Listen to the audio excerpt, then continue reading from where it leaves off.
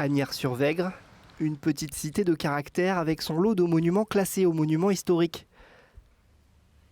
Le manoir de la Cour du XIIIe siècle témoigne d'une époque, quand la seigneurie d'Asnières appartenait aux chanoines de la cathédrale du Mans.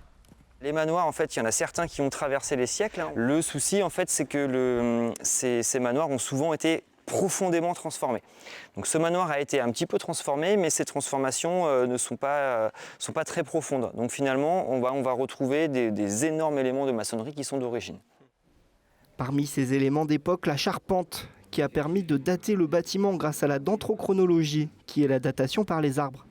Sa construction a eu lieu entre 1293 et 1295.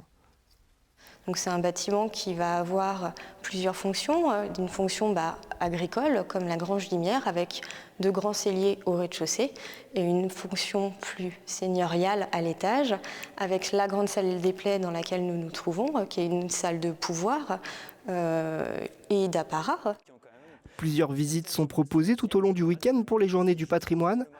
Une exposition consacrée aux manoirs médiévaux du Maine est aussi présentée à l'intérieur du manoir. La visite commentée de cette exposition permettra en fait de comparer les éléments médiévaux du manoir de la Cour avec d'autres éléments médiévaux dans des manoirs qui sont situés aux alentours d'Asnières.